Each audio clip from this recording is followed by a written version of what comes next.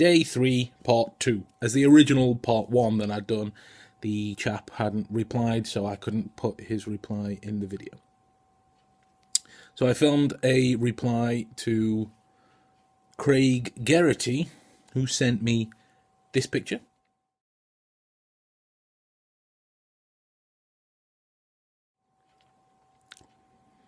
And he responded. The question that Craig sent with the picture was, what's in the box?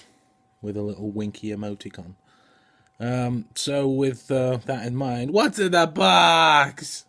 I always wanted to do the Brad Pitt thing. So with that in mind, I dug in. The first thing that stood out to me was that the box was dirty. In particular, there were two very distinct finger marks on there. Now, as these don't appear all over the box, we can infer then that this was a rare occurrence, something that doesn't happen a lot. So where in the house can somebody get dirt all over their hands, particularly soot and that kind of bricky dust that comes along with quiet atmospheres in a house? The loft. I deduced from this box has spent a lot of time in the loft. And we can also see that by the state of the box, there are quite a lot of long hairs on there. And particularly if we zoom in far enough, it does pixelate slightly, so I'm not entirely sure. But we can see that they are dog hairs, and I would venture a rather astute guess that I'm particularly confident on, as we saw from the, well, as you will have seen from Day 3 Part 1 video, the app that I have, it would be one of the shepherd breed of dogs. I'm not entirely too sure on which kind, but the hair structure is definitely from the shepherd breed.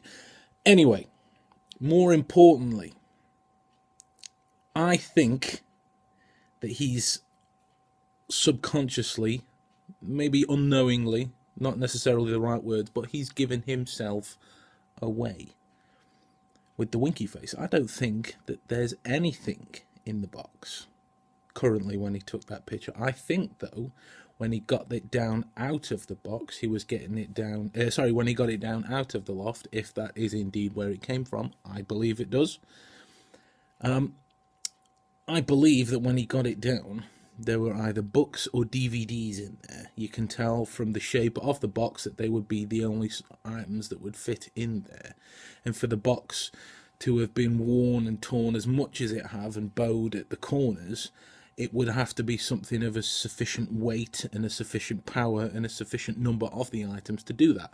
The only items I deduce that fit into that box and match all of that criteria would be either books or DVDs. I'm not too confident to go for either or, but I would think that the reason he got them down from there, logically speaking, would be because they've been up there a lot. You can see from the box that it's gathered dust, it's come down and it's gathered dog hair. You can see from the fingerprints that he's been up there rooting around for it. I would think that he's brought them down to sell them at some kind of car boot sale or jumble or rumble, whatever you call them.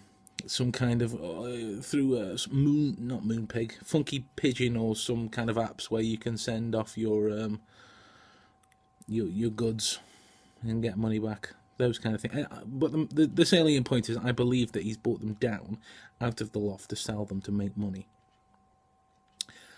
Yeah, I think that's about it. I think that about covers it.